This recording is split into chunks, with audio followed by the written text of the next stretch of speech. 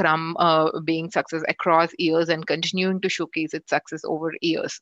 And now connecting this back to the emotional intelligence. While I say emotional intelligence is a very deep topic, and we have a lot of AI consultants who deal with it, but to my little knowledge of understanding, the elements of emotional intelligence, as you can see, is our psychology, how compassionate we show with others, the focus on the goals. These are the core elements, out of which empathy is one of the greatest, I would say, cornerstone for the emotional intelligence, which is what I would mostly be focusing today's session on.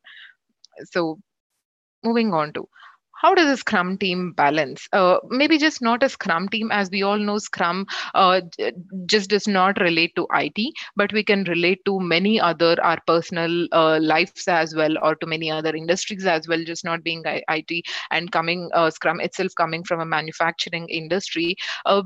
While technical intelligence is the key for the quality and the deliverables of each product, uh, all those things will be built by the people who actually perform, who actually build the product. And since we are dealing with people, I think being emotionally intelligent is the way to balance a team's success with equally technical skills. We see a lot of technical people state not really much focusing on how they communicate to the team, stating that it's a knowledge I possess, we can do this anything with the technology. But until that gets backed up with your emotional intelligence, I think it's very tough to manage and work with the team and the people. So as we see most of the outperforming teams, we see a great strike between emotional intelligence and the technical intelligence that they showcase. Let me not say that only emotional intelligence will work. No, it needs to be backed up with technical intelligence. We need a lot of technical expertise in getting a great products out, but how does these people coordinate is fully onto the emotional intelligence part. So it needs to be a balance where both of these have to be maintained, and then is all the teams will evolve being a highly performant teams. Moving on to, as I said, emotional intelligence being a very vast subject, we really cannot pick and talk on one particular piece of emotional intelligence. But then, as said, empathy is one topic of, or say one subset of emotional intelligence that could drive the entire process of Scrum, which is dealt with people mostly. So, empathy. What is empathy? Empathy mostly deals with how we understand people, how we understand their feelings, how we connect to them, and then how we actually put themselves in the shoes, and then understand and relate them, and then act upon that decisions, right? So that's empathy. Now, moving along, what is emotional intelligence is not just understanding others, but controlling our own emotions, having our own decisions made correctly, thinking from others' perspective. The combination of empathy, which is understanding others, and thinking, being self aware and self consciousness together forms a bigger umbrella of emotional intelligence. So, as I said, empathy being picked up from emotional intelligence, and we dealing in Scrum events with the Scrum team together, and the Scrum team being responsible and working with a lot of stakeholders, it is very important to be empathetic, understand what other person's priorities are and what other person's point is. I mean, we see a lot of cases in our regular, I know most of us are from IT industry, and understand few day-to-day situations where the priorities changes and the client suddenly wants something else, and the product manager is dealing with the delivery side, and the stakeholder side comes in and says priority. The team just gets onto their toes that, why we can't shift the focus. But I think that is the place where we need to be empathetic and understand why the product management is. That's just an example of being empathetic in our day-to-day situations when it comes to how we work with Scrum teams.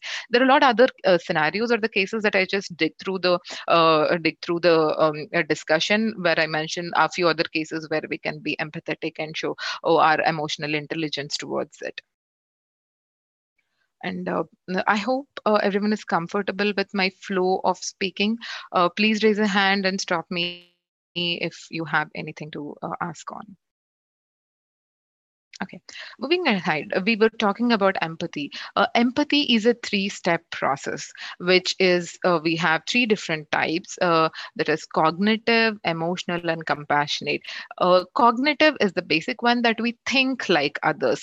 This is the basic, which can itself solve you a 40 to 50% of concerns that we see in our day-to-day life or your day-to-day activities, day-to-day events of Scrum, or even in your personal relationship. Like, you get into an argument, just step back ahead and think about how others are thinking will solve you a 40 to 50% of your concerns. And being feeling it, like, it's just not thinking, but see how they are in that situation. That's emotional. And compassionate is acting upon, just not thinking, just not understanding, move one step ahead and then help them to deal with their situation. That is being compassionate. While these three go step by step, at least the teams can work towards adopting cognitive and emotional. Half of our, I'm sure most of us agree that our refinement sessions and then our planning sessions gets into a lot of discussions, a lot of conflict, tough conversation happens where each one is stick onto their own personal opinions and want to go with one particular solution. We should encourage teams as a scrum masters, as a scrum coaches. While we facilitate, I think it's our job to first understand the types of empathies and which needs to be showcased, and really push teams to understand what others are trying to say, reflect back, and then think. That's the reason this types of empathy is here, and that as a facilitators we need to understand what are the types of empathies and how should we showcase, and especially when should we showcase which type of empathies. And we should be coaching teams to understand this and exhibit it as and when needed. So how does it work, and what are the advantages that we could probably see when teams showcase or we coach teams to be empathetic? So few of the cases that I can quote here is it will create a great working environment where everyone agrees on each other's terms. This does not mean being over empathetic, like, just give away like whatever someone asks just because you cannot hurt their interest. No, it's not like that. It's about explaining yourself. I mean, as I said, emotional intelligence is controlling yourself and understanding others. So we need to explain why your point is correct and why others have to agree to your point. So this creates a common working agreement, which is key for as Scrum said, it's a lot of communication. It's about communicating face to face. So we need to be really cautious about how we deal with getting to common agreement. So following probably making an empathetic conversations will help us create great working agreements. And the other is, as I was quoting, the product owners make prioritizations, and we need to team members need to anticipate the business value out of it, which means team members have to think in product owner's perspective. What is he going through? What are the client needs? That's why we say on focus on the big picture. Every team needs to understand the big picture. So if they have that idea, they will be able to understand why the priorities have changed. Why is it the team working towards this particular goal? That will help us lead there. So I think that is the key. And the other area, especially, I mean, how much ever we say managers are not part of it, I think that's not the practical situation. We need, as of today's models, how organization working, the managers are play a key role in driving driving the team on, be it people management or be it whatever. So I think even managers should understand, and as a scrum masters, while we work in collaboration with managers, we should make them understand to think from the team's perspective. Consider a very high performing team who produces a very high velocity have a drop down for two consequence sprints. I think rather than questioning them or pinpointing them, the manager should think in team's perspective. What is the problem? Why did they come down? Is it the availability? Is it the requirements, or is it the team dynamics? Everyone should focus on the reason from others perspective. I think that will create a great environments for us to work and for the teams to produce high quality products and results. So as I was talking, a few a few hurdles that we actually each teams encounter. I think most of us can correlate to a few scenarios that I mentioned, and we might have a lot more that comes with a lot of experienced people like you. That we deal with a lot of mixed teams, right? Across functional teams, or say inter teams formed from various locations, geographical locations. We deal with on-site, offshore. Not just all teams are co-located, and the emotional state of the people, I think that's a very key area where teams and or every team member, every scrum master, every manager needs to think emotionally that how is that, why is that they are behaving, is there an emotional baggage that they are carrying. And one another key point is, while we make conclusions, we come from a social baggage. Like in the last meeting, this person was not attentive, so that's the impression we made. So we should not be carrying away stating that this person is not a focusing person, he gets to use his mobile all the time. Probably you should not get into a social baggage. Give it, what is his problem, why is he not focusing. I think people should get onto that level of understanding, to understand and make team more focused and attentive towards their goals. And distractions and other priorities, as we were discussing, this is the key. I mean, at least in all my experience with what I've seen through the projects, the team is fantastic, the team dynamics are great, they are working towards the goal. But the problem is the goal keeps changing, and anyone have least control on the changing priorities due to a market need, due to an internal requirement, but that distracts people from their goal, and the priority changes. So it makes important for the managers, for the scrum masters, to make teams aware of the priorities, aware of the changing dynamics of our product. It's very key. And incompatible viewpoint, I think I agree more. I mean, I would, as you most of you would agree, our refinement sessions, while we discuss on the requirements, it go heavy, and a lot it gets extended because of incompatible viewpoints. Like there are a lot of experienced people, highly experienced, low experienced, but each one comes with their own view, and they are personally attached to their view and don't really want to compromise on their solutions. So I think this is a key point, which and people which again carry back out of the room, and it shows in the relationships that the team carries out towards each other, even later during the sprint execution or over the floor conversations. This is the key area where we have to come up as a scrum masters, coach teams on being empathetic, what we have seen during types of empathies, like which empathies that teams should connect to, and how they should understand and take conversations professionally and not personally. Everyone is working towards a goal, so focus towards the goal. Unstated assumptions is again one common problematic area which needs most focus on the reality. We leave the reality back and then make concrete conclusions on the assumptions we make. So I have an interesting slide, from which I definitely picked up from the Wikipedia, but it's from a management thinker called Chris Argyris. It's a ladder of inference that I'll share in a couple of minutes. That how people get to conclusions and how they arrive at actions, leaving the reality way behind. A theory that helps us regulate our thinking. So I think all of these situations, more or less, I try to cover an end to end, but I would love to hear in the later when I open up for sharing experience on if anyone has any interesting shares on any other scenarios that they could think of where they connect to emotional intelligence can be applied. So, just a typical example on why should we think in others' perception. So just think where where a person is actually drowning, and then you think that he's just having a bath and give him a soap.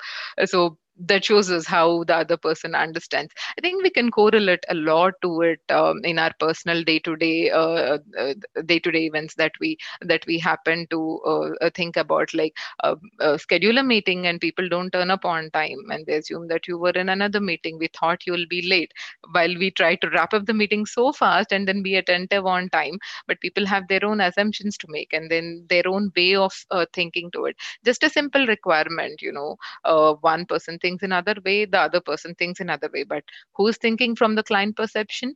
It's still open for debate and discussion. So I think that is the key why we should keep every statement we make, think from a 360-degree perspective, think from all the parties, like how would a client deal it, how would it impact the product management, how would a team member, and how would a developer, say, in a client environment would use it. I think that's how broad we should think from the roles perception on which role should you be thinking with every decision that you try to make. Okay.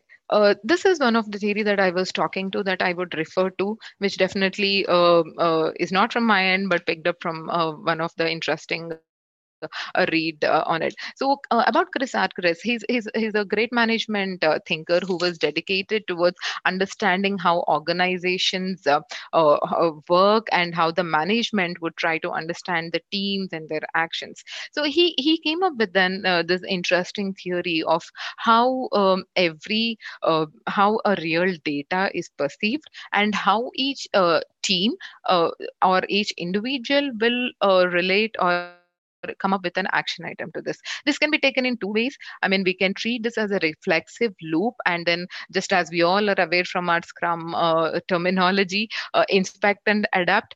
This can be treated that way, or it can be treated to see on where did we go wrong. So it all starts from the real data. Okay, say we have a great data, and then we start pulling up, uh, for the data that we are looking for. There is a vast data, but we only want to think upon a selected data. We leave behind a great lot of value related, and we only pick the focus area we want. And then we start making meanings out meaning, like with respect to those understanding that we possess, or the baggage that we carry with respect to our past experience, or with respect to the people who are working on it. We try to make certainly some meanings to it, and based on that, we come to some assumptions. Oh, okay, because of this, probably this is going to happen. Based on our assumptions, the selected data, we enter into a concrete conclusions, which we again start turning into a strong beliefs. I think this is where the problem actually starts. Like, now the people have made a belief, they started believing that the data that they have perceived is an app data that is coming from reality. But if you see the ladder, they have already left some data behind, and they have added assumptions to it, they have added their meaning to it. So you can see how the real bird was, and how did an interpreted bird got into. This is just like in one of our Scrum trainings, we showcase how a product gets built, right? It's from waterfall differences versus almost nearly to that. So, but then I think we can so at any point of time we reach to a conclusion or a belief. I think as an individual who's trying to be an empathetic, we should always try to recheck our conclusion, recheck our belief. Then please work top down, stating, okay, I got this belief because I got into this conclusion. This conclusion arrived from this assumption. So, is this assumption correct? And am I looking at the right data? So, if we really try to follow the step by step process, I think we can make our actions much better and much more realistic to it. So, when we do it as a team, this can actually be taken also as any retrospection, as a format of retrospection, or a release retrospection. Definitely, like, what was our requirement, or when we went wrong, a root cause analysis. I felt this to be pretty interesting read to understand how we frame our beliefs, and then stick to our belief, make it personal, and then not let anyone get into that border of discussion, and then we want this action to be made. I thought it would be a good share with all of the Scrum Master or the Scrum Agilist group to think through and apply it in our day-to-day life during any of the events that we see, that we feel that this is a great thing to reflect upon. So I think with this, I am through with the deep dive or the topics that I wanted to discuss when connect to emotional intelligence in Scrum. So we can name this Q&A or share experiences with respect to a lot of content that we have discussed. So would be happy to share, listen to any experiences or even take any questions with respect to the content that I have shared. Over to you, Ishan, to facilitate any discussions. Thank you so much, Sandhya. It was a great session indeed. And yes, as mentioned by Sandhya, to all the attendees right now, if they have any questions, kindly put it on the chat as well, and then we have the Q&A section as well where you can post it. So we're looking forward for some questions. With so anybody out there?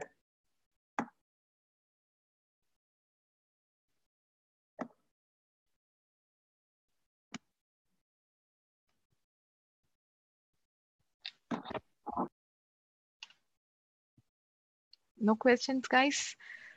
No Uh, questions. We all know no questions always means either totally understood or definitely no understanding. Please well, share. I'm assuming they understood it well. Well, one of the attendees has a question. Yeah. Durga, yes. Yes. Charanjit Sharma has a question over here.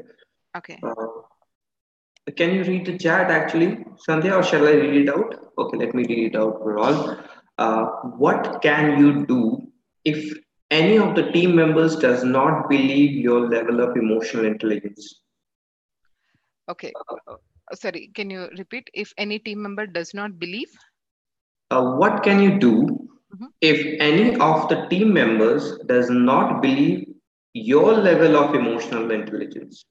Okay, it's pretty interesting. So I think as a Scrum Masters, I think that is one of the key area that we need to develop, and which is a vast area. There is no stop to it with respect to how much intelligence should we showcase. It all depends on the maturity that comes within.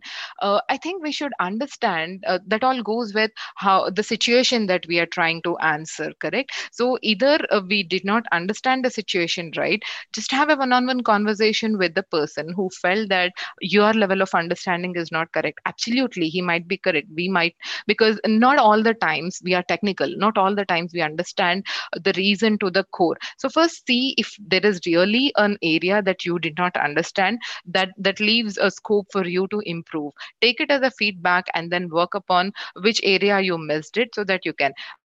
But if you feel the other person's point is that you have expressed definitely, then try to explain him what is that area that you have showcased and how would that help. I mean, if you showcase the results, as we always say in retrospections, like action items speak your words, correct? So show your level of intelligence that help drive the results. I think that will definitely help us gain the confidence of the person who questioned. I hope it answered. I hope it answered Charanjit. Well, Sanjay, we're getting few more questions. Yeah. The second question comes from Vamshi Krishna.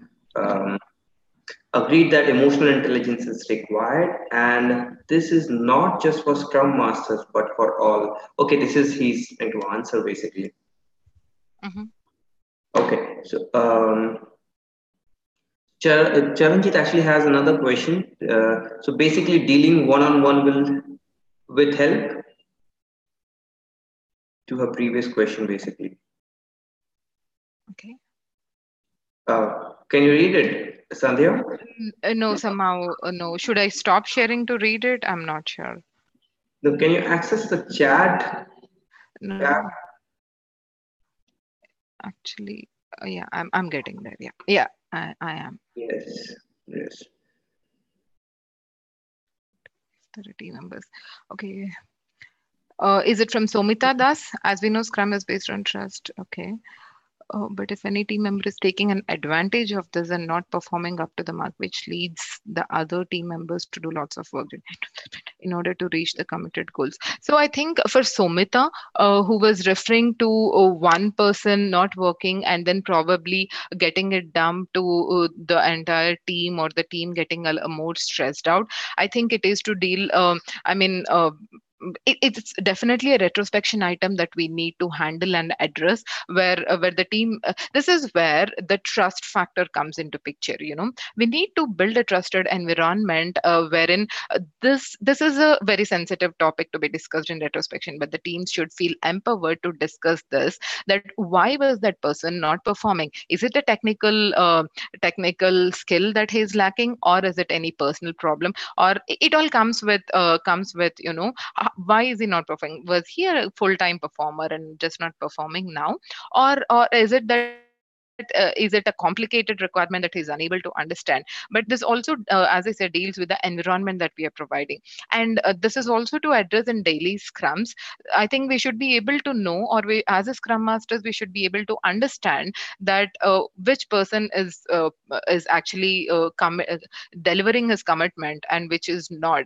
I think there are a lot of places where we can see transparently that someone is getting overburdened, and it's up to us to deal with the person who is not performing in one-on-one, understand his problem and solve it.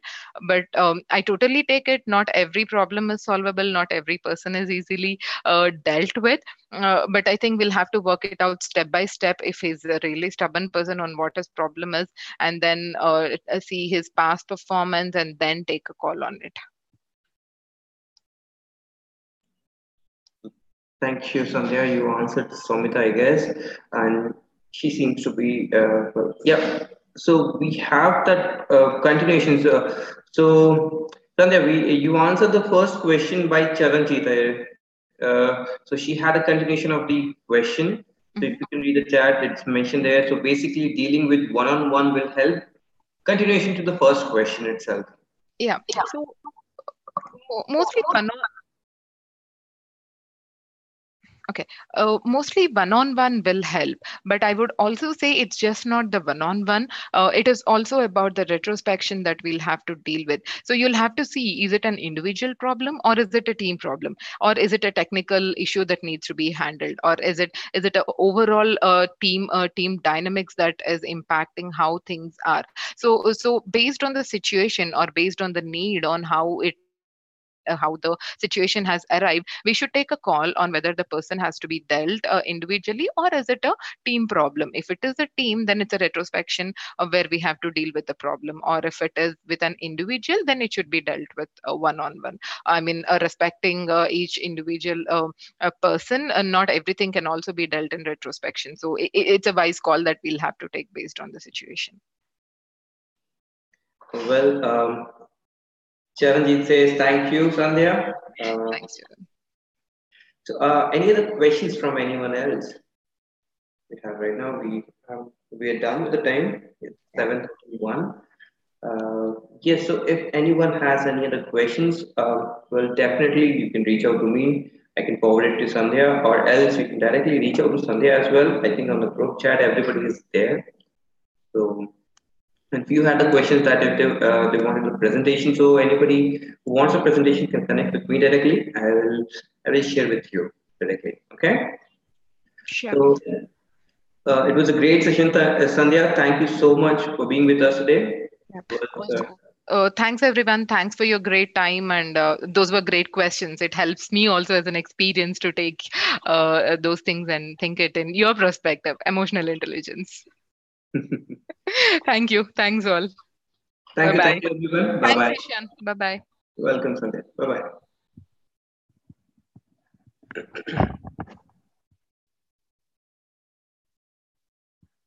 Um, Somita, as I think, Somita, I would be sharing the presentation.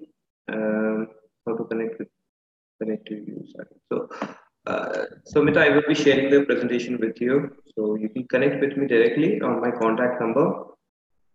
or else you can connect with me on email. So yeah, I will for this session's presentation, I will share with you directly over email.